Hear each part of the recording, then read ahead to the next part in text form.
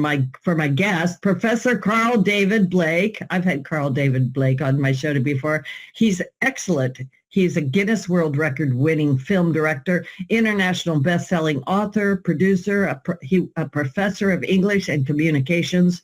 He has written, produced, and directed 7 independent films, including Differences Between Men and Women, which broke the record for the longest wedding dress train. I love that. He was born in the Bronx, educated in Florida. He has a BS in biology and zoology, an MA in mass communication from the University of Southern Florida. He has authored English textbooks with HarperCollins. I'm not even sure I can talk to you, Carl. He's inspired thousands of students in his classrooms, and he's inspired Loretta Brown, and he brought provocative, thoughtful stories to the screen. Carl's creative work spans from Bollywood-inspired novels like Dance With Me, the karmic love affair that dangerously changed a young Mumbai woman, to Anjane, the most powerful woman ever lived. If you haven't gotten that book, you need to get it, which distilled years of his teaching. And I've got his newest book, Power of the Written Word, From Amateur to Entrepreneur, if you can say it. It's not just a writing manual, it's a strategic toolkit. It's really an amazing book. It's like everything you ever wanted to know, and there it is. Carl makes the case that writing is the hidden superpower of the 21st century, and we all need to step into that. So Carl, welcome to the show. It's so fun to have you here. It's just fun. Yeah. Thank you, Loretta. Thank you, Benny. I really appreciate both of you. Yeah. I love the title, Power of the Written Word. Carl, what inspired you to write this book? What inspired me to write this book is after I wrote the 2 English textbooks, I co-authored 2 English textbooks, I needed one that was modern. I'm still thinking about possibly teaching again. I could say, and I was thinking, over the last few minutes while you were going over the astrology and the importance of speaking, there's such an importance of reading and writing that we're losing in the United States. And I definitely have the skill to help a lot of people. And I could say that out of all the things I've ever done in my life, teaching English, I had the biggest impact on people. I took them from, they were just failing in schools. And I said that you will be able to write a paragraph on a graduate school level when you leave this class. You will compete with graduate students. And one of the difficult things is because I wrote a book, when they would hand you the curriculum, I would throw it out in the garbage, or I would read it to the students and say, this is what you will not learn in the class. This is what they want me to teach, but then you will not learn about literature. You will not learn about art. You'll not learn about philosophy. You're not going to learn about current events. You're not going to write about current events. You won't even touch the research paper. You might not even get to the essay. Okay. You are going to learn something you have never learned in English composition. You're going to learn vocabulary, sentence structure skills, how to punctuate the sentences, how to combine them, and then you're going to write paragraphs, simple paragraph, extended paragraph, and then we're going to go over the rhetorical modes, which very few people. I was looking on Udemy, and I'm looking at all these writing courses from, technical writing, creative writing, business writing, and none of them are covering the basics you need. None of them. Now, I didn't say some of them aren't good, but they're just assuming you know a block of stuff you don't. Mm-hmm. And you also need to practice it. So this book, if you grab this book, you don't need high school English. You don't need college English. You can replace 5 years of English with this book. Absolutely. If you do all the exercises, if you do the work, you got to do the work. Well, and that brings me to a really good question because, we live in a world with extremely short attention spans. I think Amit Goswami told me it was 1.5 seconds. I think it's less than that now, but okay, next, right? Like people are moving so fast. And so in this world with such a short attention span, and I'm already going to bring in this idea of AI, tell me about the importance of writing and how we address that, honestly, because I know I'm saying a lot here, but I know you'll say a lot too. I am very aware of the fact that I'm concerned about the level of our education, what people are being taught, what they're not being taught. A couple of months ago, I had a friend friend's daughter wanted to kind of help me do a few things in the office. And I wanted her to like file some of my reports. And she came to me and she said, I can't read your cursive writing. I can only read print. And yes. So please jump in there, Carl. I want to add that. Did you notice I put cursive writing in with the foreign languages in the book? I saw that. Yeah. If you would have told me that when I taught, I wouldn't have believed you in a million years. But okay, here is what people are depending on AI way too much. Now there is somebody just sent me this morning, and I already knew about it. But right now, what they do is they put these radioactive tracers in your blood. It's to test you, and they can see area of your brain that light up. Okay, they're just radioactive glucose, and they can see how it utilizes in the brain. It's not lighting up in some areas for these children who are using AI. It's not even lighting. This is going to stunt their brain growth drastically. Everybody goes, AI so smart. I got to tell you, you're going to laugh at this. I asked, did you ever Google your name? Everybody does. I say, well, okay, did you ever put your name through AI? No, I haven't. Oh my God. I'll try it. Yeah. Once, about a year ago, it didn't know who I was. Then it had these like great things. He's a filmmaker, a Guinness World. Then it said he claims to have won a Guinness World Record. I said, what do you mean I claimed? And I said, I was typing. I said, what do you mean I claimed? Here is a clip in YouTube showing me breaking it. He goes, and the AI comes back and goes, we don't know how to use YouTube. I'm like, really? I got the dumb AI, the dumb, lazy teenager AI. So it didn't even know how to look at it. I said, so you're telling people that I'm claiming, and then I'm thinking, ooh, this could be really bad. Because if they didn't know, they would think, I just made it up possibly. And it didn't know how to check. So I'm like, you definitely don't want to use that. And then something really interesting. I said, okay, in the age of AI, in the 21st century, what is going to be your greatest skill? If you could improve one skill, what would it be? You know what it said? Writing. And then it said, writing might be the most underrated skills of the 21st century. That's the title of my PR, my press release for the book. Why writing might be the most underrated skill of the 21st century. That came from AI's inability to verify my Guinness World Record. But I said, I love that title. I'm using that as a title. So I did have the press release with that, but this is really serious. You saw the 3 interviews that I did at the end. Like one of them was, which is more deleterious to your mental health, your own negative thoughts or toxic people? And I've asked, psychiatrists, one of the most fascinating questions. So I put it in the book.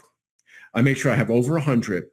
One of the things I noticed was when I talk to people, especially young people, between 2 minutes and 20 seconds and 2 minutes and 40 seconds, I could see the dopamine being drained out of their system, and they start they need more of a hit, and they think I'm boring or something like this. They think I'm fascinating for about 2 minutes and 20 seconds to 2 minutes and 40 seconds. I could literally see the drop in alertness, intelligence, and this nanotechnology is killing these kids. I could say, and I was telling a friend of mine, that one of my favorite things to do is have breakfast where I invite all sorts of smart people and we exchange ideas. One of my buddies is my new buddies is a friend who's a semi-retired. He likes it because he's writing books right now. Semi-retired psychiatrist, and he goes through a lot of it. And I asked him about that, about the dummying down of America, what's happening, and he says it is absolutely one of our biggest disasters in the United States right now. He goes, I can't even imagine where it's going. Somebody needs to grab the reins of this boat and turn it completely around and ignore everybody crying and complaining. So one of the things right now they're doing is how important journaling is, how important writing, print, and cursive They both affect the brain slightly differently. The writing, today they don't use any. I do like word processors because I can edit and correct my mistakes. Yeah. Yeah. Yes. And I do like to throw something through AI every once in a while. Yes. To see what it comes out with. But, so many of these kids thinking, well, if I just do AI, I could just say, you're going to write me a story? I'm like, then what do they need you for? Exactly. You just verified we don't need you at all for anything. And so the people who can really write well are going to challenge AI. And one of the things that I noticed is, young girls love to talk, right? Do you remember when you were a teenager talking on the phone for hours, right? And we talked. It was the banana phone on the wall with a big curly thing. Everyone knows what I'm talking about. The banana phone. We had a banana phone in the kitchen with a long cord. They will not relate to that. Trust me. No, I know. People are like, what's she talking about? We were tethered to the cord. Yeah. So a lot of what they did was, they paid attention to each other, then go out and play. Then girls read a lot. They had diaries. They don't do that anymore. Yeah. And one of the superpowers of women is in their brain structure, the hemisphere is divided by this thing called the corpus callosum. You can look at a female brain. You can look at a brain and say, oh, that's a female brain, because your corpus callosum is twice as thick, 1.5 to twice as thick. You can just look at a brain and know whether it's male or female. It's not even close. So one of the things is the left and the right hemisphere do more communication with women. And that's your superpower. If you don't develop it, oh Lord, you're wasting that brain. You're wasting what God has given you, the extra, information there.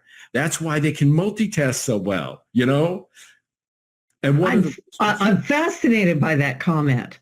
I'm actually fascinated by that comment. Yeah, keep talking. Huh. Yeah. So this is a woman's superpower. That's why, when they say, guys can't do too much at one time, they we do multitask, but not the way a woman does it. So if you develop that, it's going to be much harder to replace a really smart, creative woman with AI than anybody else. That's going to be our superpower, because the AI is not even close to what the human brain is and what a woman could do with both sides of her brain. And they're not even developing it now. And I was just talking to a woman at a coffee shop, and she asked if she could hang out with my group. She says, I don't have any friends to talk on a high level with. And I'm like, that's unbelievable. And I see so many young people, and I said, you have to put the effort into it. You got to find it. But then I realized their whole generation is raised without it. We used to tell stories.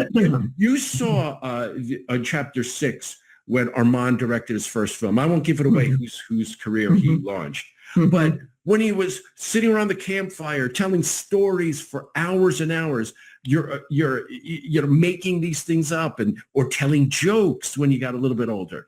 None of that goes on anymore. We're just getting input. And when you just get input is great, but you're not creative.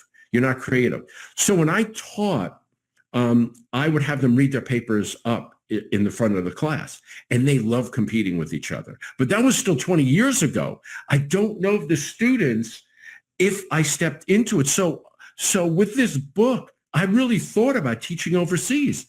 I thought about either teaching in Japan for a year, Korea for a year, even Dubai. I'm open. Not right now, but the first thing I said was, if I do teach overseas, I got to write a book.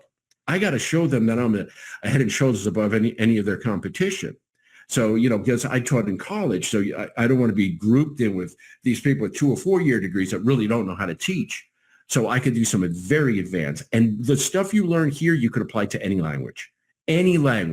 Use the same rhetorical modes, and you could tell the students if they write well in their language. A lot of times they come over here and say, well, they're having problems with English. You just say, well, they had problems with Spanish. They have problems with Italian there. You can tell by the way they write. They may get the syntax wrong. They may get their subject-verb agreement not right, but they use their vocabulary. And you could see that a person who doesn't write well doesn't use that type of vocabulary. And you could see, and you could help them. So that's a diatribe with AI. You know, you have said so many things, and honestly, I like everything you're saying, but the power of the written word and the power of vocabulary. I'm even thinking, like, one of my questions is, you know, what happens, like, I'll call it alchemy, or what happens when people take all these scattered ideas and organize them? Hold on to that question for a second.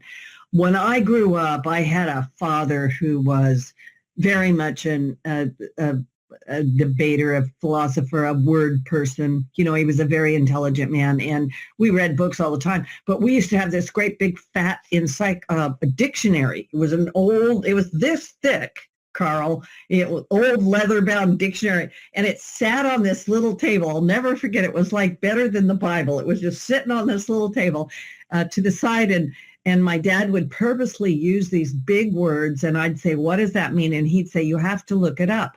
And I'd be like, "I don't know how to spell it." So then you had to pronounce it, and you had to figure it out. And it's one of my really delicious childhood memories, but it expanded my vocabulary and also expanded my ability to, you know, like I really do believe when you work on the written word, right, and when you really work on your vocabulary and you increase your capacity for that, I think it changes everything. So absolutely, and every occupation has their own acronyms and vocabulary as well. So you want to be able to use it. And it's so funny that you mentioned the thick one, the dictionary. I used to make my freshman English students bring a hardback dictionary. And I said, if you don't dazzle me with a new word, you're not getting an A for this class. I don't care how good you are. You better dazzle it. And they would sift through it, and they would use words I didn't know. And I said, well, that's really good, you know, and I would force them to do it. There were so many students that liked my class that I remember having my supervisor analyze me during the class. And then she enjoyed it so much, she laughed. She went twice in the same term, and that never happens. I'm like, why don't you just admit you like sitting in the class and listening to these students? But it was the competition and the fact that I gave them what they needed. There was no extra garbage in there. You're going to learn how to write and on a graduate school level. The reason why are students having so much problems writing essays? Because they can't write paragraphs. You force them into essays again and again and again, and it's a waste. You're wasting your time. Get them and a research paper. They're just getting them online, and they can't. And I'm telling you, the superpower that's going to defeat AI is going to be a smart woman who's creative. That's going to do it. What's your website? Where can people go to find out more about you? CarlDavidBlakeProductions.com. And the book is on Amazon. So you can look at Carl David Blake Amazon. You'll see my 4 books up there. A couple of things. You were talking before in the first part of the show about chapter 6. That essay took me, the short version is in Quantum Activation, but when he told me the longer version, really how he put together his life and what an amazing man he is. And he's one of my dear friends. Again, one of my breakfast buddies in Los Angeles. I miss him. Armand, if you see this, I miss you. So he is a really famous director. He's directed, 50-something movies. And he launched a major Academy Award actor's career. I don't want to tell you what it was because you'll read it in the book. But the Italian government wants to do a piece on Armand, and then they asked permission if they could use my chapter to do that. And I'm like, of course you could use it. It's your story. But one of the things I did was I asked a lot of questions. We rewrote it. We both rewrote it 50 times to make sure it was really good. One of my favorite paragraphs in it is after he directed his first film, he was at the Beverly Hills Hotel, I think it was, and he got a basket of snacks. And I describe it using narration and description. You'll see that in the chapter very clearly. You could visualize it. He even said that that was one of his favorite paragraphs in the piece there. So I used exactly what I've been teaching in here. And I go much further. We do some creative writing in this book. But we do the basics of all writing. And as I'm looking at it, there's basics of all writing. You got to have vocabulary building nonstop.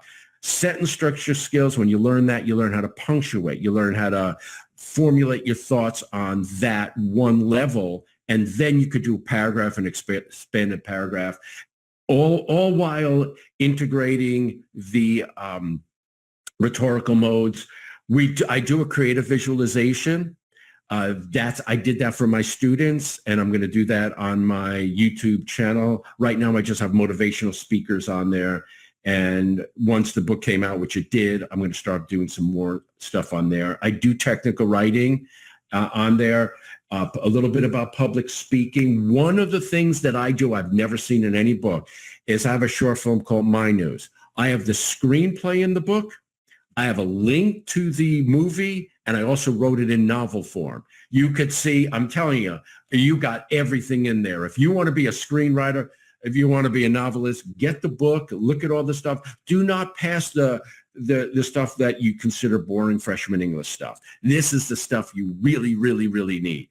Yeah. So we got that, and I do have some business stuff in there, pitching and other things in there that are very important. I was at a venture capitalist meeting in Salt Lake City, several of them, and I saw people looking for hundreds of thousands of millions of dollars, and their presentation skills were awful, and their ideas weren't that bad. Sometimes you only get one chance. And I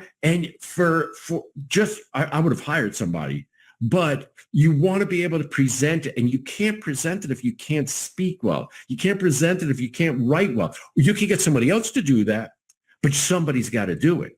And right now I belong to this place called Fiesta, where they have 1-minute pitches, and I'm watching those people and say, every one of them could use my help, but they don't think it. They don't think it's, I don't know, they call it, have you ever heard of the Dunning-Kruger effect? Oh, I thought I came up with it, but this Dunning-Kruger effect started in the 90s.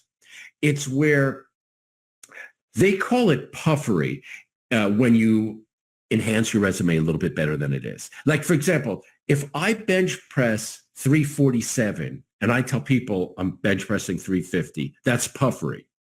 If I could only bench press 100, and then I tell people, I was going to say, can you do that? Anyway, keep going. That's delusional. Okay? Okay. But in the Dunning-Kruger effect, people are actually believing they're that much better than they really are. There's no humility. The humility is being destroyed. And they're going around borderlining narcissistic personality disorder by the millions. So these guys measured the Dunning-Kruger effect, and it is absolutely insane. So when you're going to tell somebody, oh, listen, you might want to be able to do this, people can't take criticism like they used to.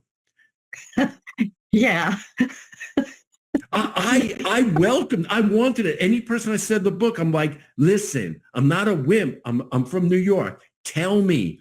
Don't tell me after the book is published. Oh, you can, but tell me now. I want to know everything. I may not agree with you, but every single thing. And I had to tell him, like one reviewer, he's a business coach. I said, dude, tell me. And he goes, everything? Yes. You sure? Yes. And he found a bunch of errors. So I want to send you another book, because the book is sprinkled. I wouldn't say a bunch where you couldn't use it, but I'm a perfectionist, so I like to make things really good. And then there's a lot of other advanced techniques that you could use. I put a paragraph on one of them. I forgot the name of it, but I added that in there. But you mentioned that you had some questions about when I talk about the brain lighting up and, before you do that, hold on to that question, because yes, the brain lighting up and all kinds of stuff. But I wanted to point out to people, because it's so juicy. Your book is really not a dry textbook. It's not like, oh God, it's an English textbook. It's not that. I just want to encourage people. This is coming, Carl, you're such an expert at this and such a language weaver, right? A master of it. And to understand what you're saying is, if people could just, master the language a bit, the written word, the spoken word. And we do know that public speaking is like the number one fear people have, because they're like, blah, blah, blah, blah, blah, I don't know what to say. But in your book, you go everything from sentence structure. You got 23 chapters in here, everything from basic paragraph form and all the way down into different types of narratives, expositions, technical writing, emails, meetings, public speaking, short movie scripts, novel scripts, the pitch, being a leader, building your team, international business. So this is something that's, to me, is like a foundational building block. If you're trying to build a business, if you're trying to master your craft, go further, this is going to help you. This book is just simply going to help you. And you also have it written in such a lovely way. You've got exercises. You're taking people through the whole thing. So I just wanted to put that plug in there for the book. And to me, it's one of those things that you're going to read and you're going to highlight and underline, and then you're going to go back and you're going to do it. And you are going to have to do the work, people. But this is fun work. I don't think of anything much more fun than language. Honestly, I love language. I love music, but I love language. So, like, for instance, somebody could say, well, it looks like a beautiful day. Or they could say, wow, this is the most beautiful, radiant day I've ever been in, blah, blah, blah. Like, you could say it better than me. But anyway, so there's that, right? And then I do want to go back into the lighting up of the brain. And also, you had said something else I wanted to jump into. Yeah. What happens when we begin to put this all together? And also, I don't know if you can address, if we're actually writing, on a piece of paper, like in cursive, if we know how to do cursive, or printing versus typing. Is there a difference in the way that lights up our brain? Do you Yes. answer that question? Okay. Yes. There is definitely a way it lights up your brain. I'm not saying don't ever use the word processor, because that will definitely light up different areas slightly. But, and I'm not a physiology expert, but they are now seeing which areas the brains light up on which topics. And also, just the other day, yesterday, somebody said, oh, you taught English in college. Yeah. And he goes, oh yeah, well, so you don't understand any of the mathematics stuff, obviously, you probably never did calculus. I said, no, my undergrads are biology and zoology. I've done a lot of calculus. Why would you think, because I could write well, I can't think in other areas? Where did that come from? Because when I told them that my degrees in biology, I said, I use them every single day of my life. I look at the ingredients. We're talking about this. People like talking about all sorts of different topics. One of the things I did that's crazy, and I don't think anybody has ever done that I've heard of, is after I got my degrees in biology and zoology, I audited a year's worth of literature classes just so I could be able to speak. I didn't know who Henry David Thoreau did, because I did all my classes all my electives were science. So, Walt Whitman, William Carlos Williams. I didn't know Othello. I just didn't know anything, the Canterbury Tales. And so I really studied this stuff, and I just loved it. So I think it's knowledge. The Renaissance knowledge. And it also goes down to the romance. Like when people talk romance, they just think it's, in the bedroom. But romance is having great discussions, being the Renaissance man and all this other stuff.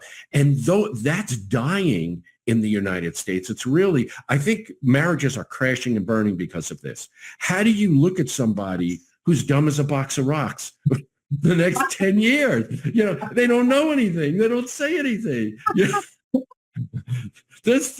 I must have hit a nerve there, right? Well, I'll come and have coffee with you sometime. Oh, man. Yeah, for sure. And marriages are that's, I would say that is one of the reasons they're crashing and burning. You're not this. Very few people are interesting. Do something, go, like, you're fascinating. You go to Egypt, you go to do all these other things. And, and I thought about it. And one of the things, like what you mentioned before, Carl, get you should do those movies, the Anjane. I'm like, I'm with you, girl. I'm totally with you.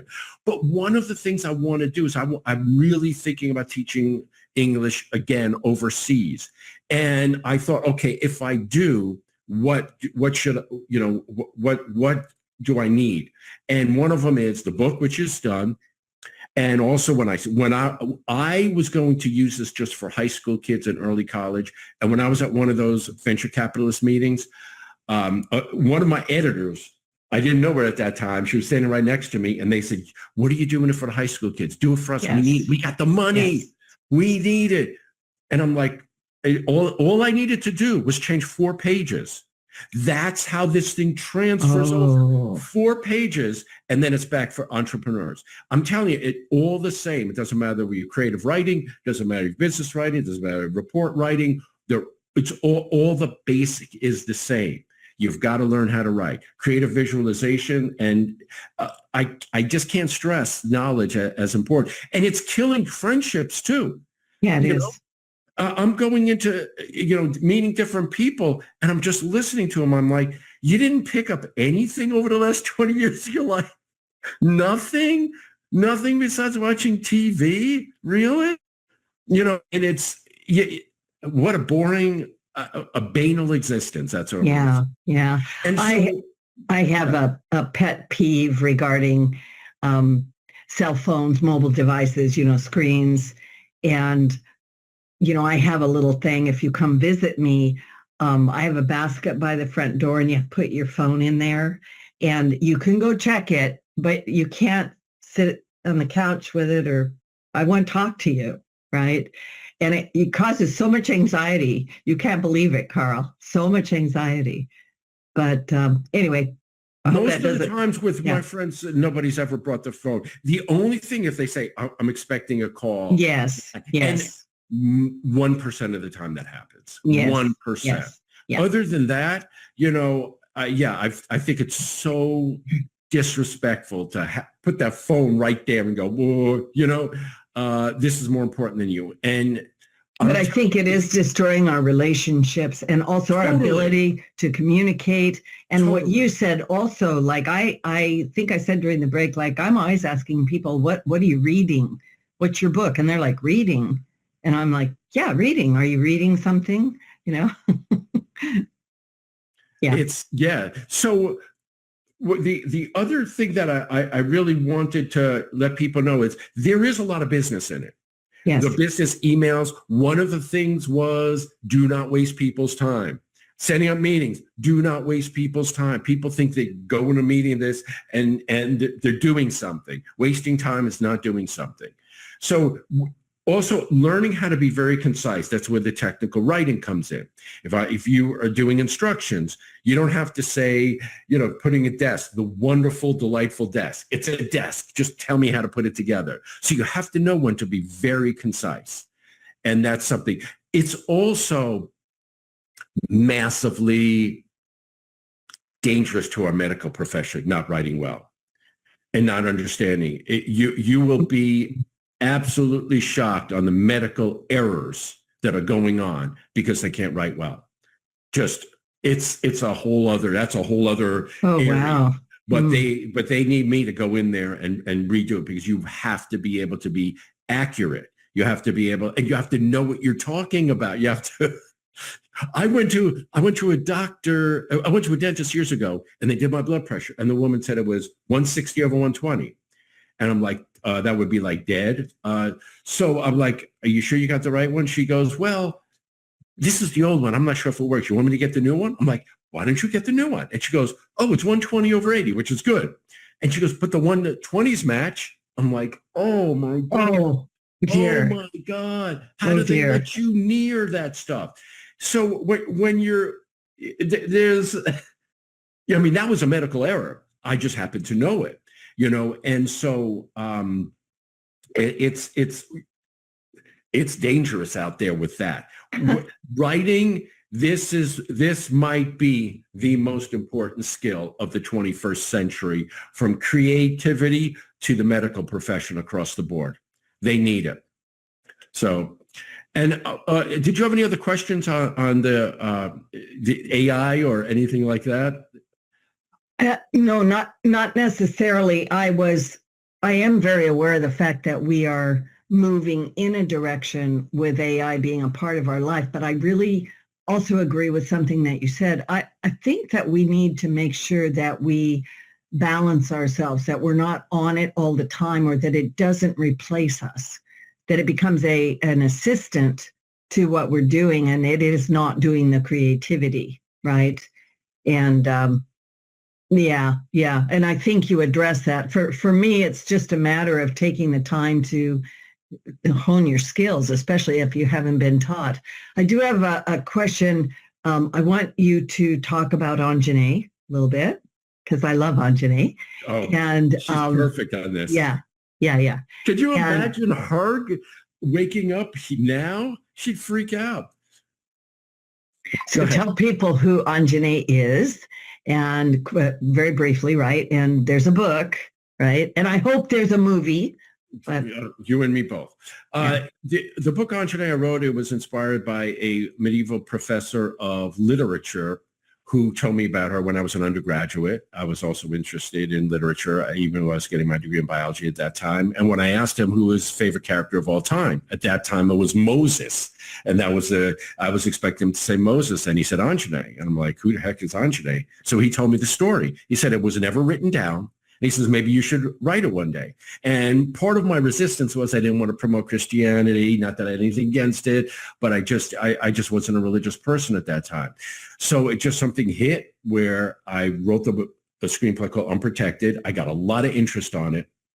And so that would be the first half of the Anjane book. Then I decided to add Anjane in there, and she took over the book. In my dream, she told me what's going on with 100% accuracy. I did zero research, zero. The only thing I did was I checked something she said about the size of the boat in the 1100s, and she was right on the money. The path from Calais to Dover, she was right on the money. The trade from Ethiopia, she was right on the money. There were too many things that went along. She is a protector of the intellect. At 4 years old, she was a traveling scholar because her dad was a traveling scholar. She comes from a line of Islam, on one side, Islamic princesses. So she's a very interesting character. She's one of my favorite characters. I love her because she did everything right.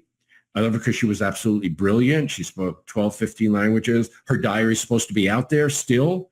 It's supposed to be one of the most complex books ever written by one person, because she used the nuances. So even if you can decipher the language, you still wouldn't know what she was talking about, because you have to know the nuances within each language. Even in the North and South here, speaking English, we have different nuances.